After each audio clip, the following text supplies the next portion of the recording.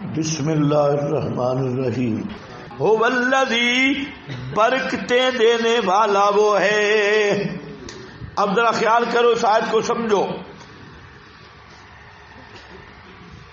الم ترى الی ربک، یہ دلیل توحید عقلی چہارم برائے دعوے تبارک، اور مطلب یہ ہے کہ کیا نہیں دیکھا تو نے اپنے رب کی قدرت کی طرف، رب کی طرف یعنی رب کی،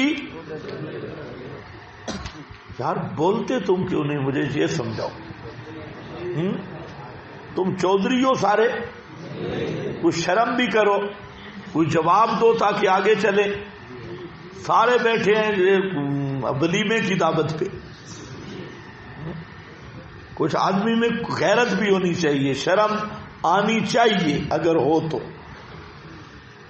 میں بار بار پوچھ رہا ہوں، اگر جو بات میں پوچھتا ہوں اس کا جواب دو تاکہ سبق چلے۔ الم ترى الی ربک، کیا نہیں دیکھا تو نے اپنے رب کی قدرت کی طرف؟ کیف مد الظل، کیسے دراز کیا سایہ کو، ولو شاء، اگر چاہتا تیرا رب کر دیتا اس کو ساکنا، ایک حالت میں۔ اب اس سے کیا مراد ہے؟ ایک تو دیکھو دعویٰ تبارک ہے، اور برکت کا معنی آپ پڑھ چکے ہیں، کسی چیز کو آہستہ آہستہ بڑھاتے جانا، نشو نما کرنا، دوام و استمرار دینا۔ تو اللہ فرماتے ہیں کہ اللہ نے کس طرح سایہ کو دراز کیا۔ اس کے دو معنی ہیں۔ ایک معنی یہ ہے کہ اس سایہ سے مراد حقیقتاً سایہ ہے، اور یہ سایہ صبح صادق سے لے کر طلوع آفتاب تک جو سایہ ہوتا ہے وہ مراد ہے۔ یہ سایہ پورے زمین پہ چھایا ہوتا ہے، پھر سورج نکلتا ہے اور سورج اوپر چلا آتا ہے اور سایہ سمٹنا شروع ہو جاتا ہے۔ سورج سر پہ آتا ہے تو فے اصلی باقی رہتے ہیں، سایہ اصلی وہ رہ جاتا ہے، باقی سایہ ختم۔ سورج ادھر چلتا ہے تو سایہ مشرق کو چلتا ہے، اور پھر سورج غروب پہ ہوتا ہے تو سایہ پوری زمین پہ چھا جاتا ہے۔ جیسے صبح صادق سے طلوع آفتاب کا ایک ماحول ہے سائے کا، اسی طرح غروب کے قریب کے بعد بھی سایہ زمین پہ چھایا ہے۔ تو اللہ فرماتے ہیں کہ یہ سائے کو بڑھانے والا، پیچھے کرنے والا اللہ، تو برکتیں دینے والا بھی اللہ، برکتیں دینے والا بھی صرف اللہ، یہ مطلب ہے۔ اب دیکھو الم ترى الی ربک، اور دوسرا معنی یہ ہے کہ یہاں سایہ سے مراد رات کا سایہ ہے، رات کا سایہ۔ اب رات کیسے آتی ہے آپ ذرا غور کر لیں۔ سورج غروب ہوا تو رات کا سایہ چھا رہا ہے، چھا رہا ہے، چھا رہا ہے، حتیٰ کہ جب پہلے شفق لال ہوتا ہے، پھر اندھیرا ہوتا ہے، پھر روشنی ہوتی ہے، اور پھر اس کے بعد عشاء کے بعد پکا اندھیرا ہو جاتا ہے۔ اب یہ سایہ بڑھ رہا ہے، اور ادھر سے سورج پھر کے کنارے سے اس کو پیچھے دھکیل رہا ہے، ادھر بڑھتا جاتا ہے ادھر سکڑتا جاتا ہے، تو دن کا اجالا چھا جاتا ہے آہستہ آہستہ، اور رات کا اندھیرا ختم ہو جاتا ہے آہستہ آہستہ۔ ادھر اجالا آ رہا ہوتا ہے اور اندھیرا جا رہا ہوتا ہے۔ اس پر سورج کو دلیل بنایا۔ کیا معنی؟ دلیل کا معنی ہوتا ہے کھولنا، دلیل کا معنی کسی چیز کو کھول دینا۔ تو جب سورج کی روشنی اس اندھیرے کے قریب آتی ہے تو اندھیرے کھلتے جاتے ہیں اور اجالا آتا جاتا ہے۔ تو سایہ سے مراد حقیقی سایہ اور سایہ سے مراد رات بھی ہو سکتی ہے. آگے سے آج اسی پر موجود ہے کہ قبضناہ الینا وہو الذی جعل لکم اللیل. اس سے معلوم ہوتا ہے کہ یہاں ذل سے مراد رات کا سایہ ہے, معروف سایہ نہیں ہے. اس پہ جن کو اشکال ہوا تو جعلنا الشمس علیہ دلیلا کہ یہ سورج کے وقت سایہ ہوتا ہے, تو میں نے معنی کیا دلیل کا معنی کسی چیز کو کھولنا. تو جب سورج کی اجالا قریب آنے لگتا ہے تو اندھیروں کو وہ کھولنا شروع کر دیتا ہے, ایسا ایسا کھول دیتا ہے, یہ بھی ٹھیک. اور اس میں اشارہ ہے کہ شرک کا سایہ, باطل کا سایہ ختم ہونے والا ہے, کیونکہ توحید کا سورج طلوع ہو چکا ہے. جس طرح یہ سائے ختم ہو جاتے ہیں سورج کے اجالوں سے, تو سارے اندھیرے دنیا سے مٹنے والے ہیں کہ سراج منیر طلوع ہو چکا ہے, اور آپ صلی اللہ علیہ وسلم کی دعوت کا نور پھیل رہا ہے, اور شرک اس سائے کی طرح سکڑ رہا ہے. ثم قبضناہ الینا قبضا یسیرا هو الذی, برکتیں دینے والا صرف وہ ہے, برکات دہندہ صرف وہ ہے جس نے بنایا واسطے تمہارے نفع کے رات کو لباسا, لباس کی طرح, والنوم سباتا, اور نیند کو آرام, وجعل النہار نشورا, اور پیدا کیا دن کو نشورا, وقت اٹھنے کا. یہ ہے دلیل عقلی پنجم. پانچویں دلیل کہ برکتیں دینے والا وہ ہے جس نے رات کو لباس بنایا. رات اندھیری ہے, جس طرح لباس آدمی کو چھپا لیتا ہے اسی طرح رات بھی آدمی کو چھپا لیتی ہے. اندھیرا پڑ جاتا ہے اور آدمی چھپ جاتا ہے. والنوم, اور نیند کو سباتا, آرام بنا دیا. اللہ تعالی کی شان ہے کہ آدمی جب تھک جاتا ہے تو اس کے اعضاء اور اس کا دماغ کمزور پڑنے لگتا ہے, اور دماغ سے کام شروع ہوتا ہے, حتیٰ کہ وہ نعاس شروع ہوتی ہے دماغ سے, تو نیند کی شکل میں آ جاتی ہے. تو نیند کرنے کے بعد جب آدمی اٹھتا ہے تو تر و تازہ ہوتا ہے. تو یہ ہے سباتا. سبات کا ایک معنی یہی ہے الراحہ, کیونکہ یہ لأنہ سبب للراحہ, یہ سبب ہے راحت کا. اور جب مریض ہو, سخت مریض, اور اسے کچھ آرام ہو تو اس کو مریض کو کہتے ہیں مسبوت.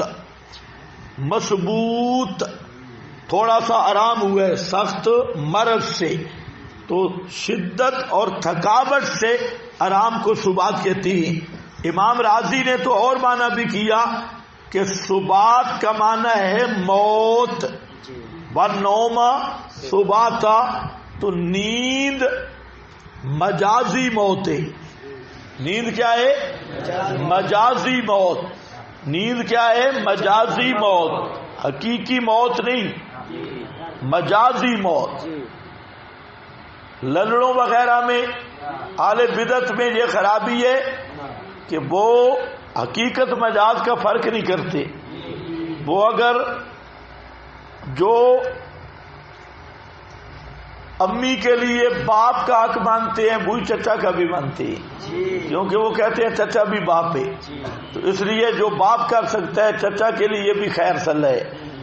کوئی سمجھ کوئی نہیں ہے. چچا مجازی اب ہے یا حقیقی ہے؟ مجازی. اور باپ حقیقی. لیکن للڑ اینڈ کمپنی وہ کہتے ہیں کوئی مسئلہ نہیں, وہ بھی باپ ہے, دا بھی باپ ہے, وہ بھی باپ ہے, دا بھی پلار دے, یہ بھی باپ وہ بھی باپ. وہ کہتے ہیں کوئی مسئلہ نہیں ہے، اس لیے حقیقت اور مجاز کا فرق نہیں کرتے. تو کہتے ہیں نیند موت ایک جیسی ہے. ہم کہتے ہیں ایک جیسی ہے تب بھی تمہارے مذہب کا تو بیڑا کر کے، کیونکہ نیند والا نہیں سنتا تو موت والا بھی نہیں سنتا. تو اس معنی مجاز میں آپ نے پڑھا ہے کوئی مناسبت ہوتی ہے، تو جہاں مناسبت کیا ہے؟ عدم الادراک. تمہیں سمجھ کچھ بھی نہیں ہے. تمہیں سمجھ آتی تو یہ لوگ ایسے ناچتے پھرتے. انہوں نے اتنا ناچا اور نیند تے موت ایک ہے. وہ محمدی آیا نا پہلی تقریر، اس نے کہا کہ دیکھو ماں کا پیٹ اور قبر ایک جیسی ہے. ماں کے پیٹ میں بچہ جاتا ہے، قبر کے پیٹ میں بچہ جاتا ہے. ماں کے پیٹ میں بچہ زندہ ہے، قبر کے پیٹ میں مردہ زندہ ہے. اس نے یہ پہلی ہمارے تقابل کی پہلی تقریر تھی. تو میں نے کہا کہ محمدی صاحب آپ کو یہ بھی نہیں پتا کہ ماں کے پیٹ میں بچہ جاتا نہیں آتا ہے. تو میرا خیال ہے گیا ہے.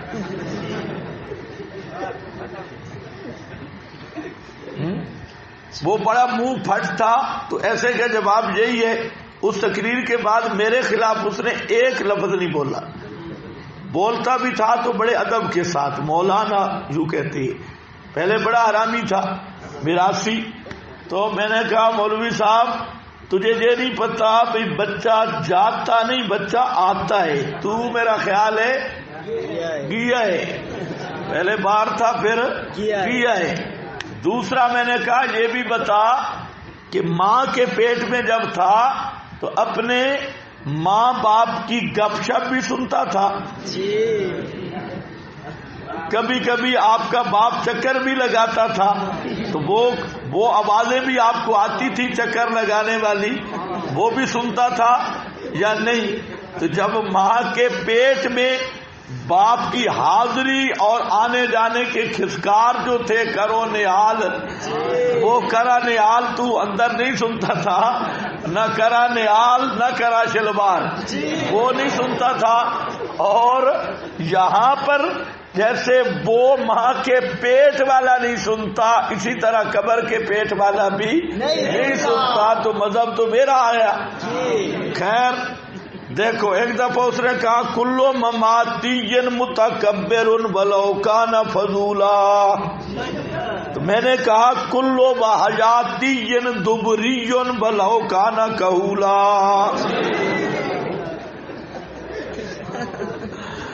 ہاں بھائی دیکھو ابھی جاگ جاؤ.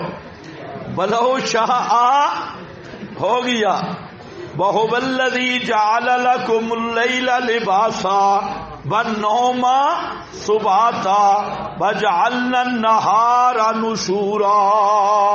میں بات عرض کر رہا تھا کہ نوم مجازن موت ہے حقیقتاً نہیں. مشارکت کیا ہے نوم اور موت میں؟ عدم ادراک. جس طرح مردے میں ادراک نہیں اسی طرح سوئے میں ادراک نہیں. تو اس لحاظ سے نائم کو میت کہا جاتا ہے. اور وہ جو دعا ہے الحمدللہ الذی احیانا بعد ما اماتنا، یہ کیا بعد ما اماتنا؟ تو یہاں پر بھی سباتا اور آگے جعلنا النہار نشورا. نشور کا معنی ہوتا ہے زندہ ہونا، حرکت کرنا. تو پہلے یہ گویا کہ کل میت ہے اور جب اٹھ گیا تو اس کا حشر نشر ہو گیا. اللہ تعالیٰ نے یہاں مسئلہ بھی سمجھا دیا کہ جو اللہ نیند کی حالت میں رکھ کر دوبارہ جگا سکتا ہے وہ اللہ مردے کو بھی قیامت کے دن زندہ کر سکتا ہے. یہ دلیل دی. اب ذرا دیکھو یہ بات پھر میں کہہ رہا ہوں کہ آپ کو پھر وہ ٹھگی لگائیں گے نیند اور موت کی. بادشاہ رکاڑوی کا لکھا ہے کہ ایک مماتی طالب علم آ گیا اور اس نے کہا کہ سوئے نہیں سنتے تو ماسٹر نے کہا جب یہ سوئے تو مجھے بتاؤ. تو ماسٹر جب وہ سویا تو ماسٹر اس کے قریب گیا, اس کو کہا ہائے فلانا مماتی. وہ اٹھ بیٹھا, کہا تو نے سنا ہے کہ نہیں سنا؟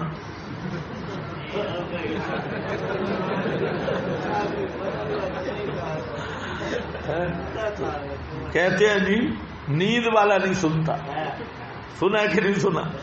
اب ان گدے کے بچوں کو یہ بھی نہیں پتا.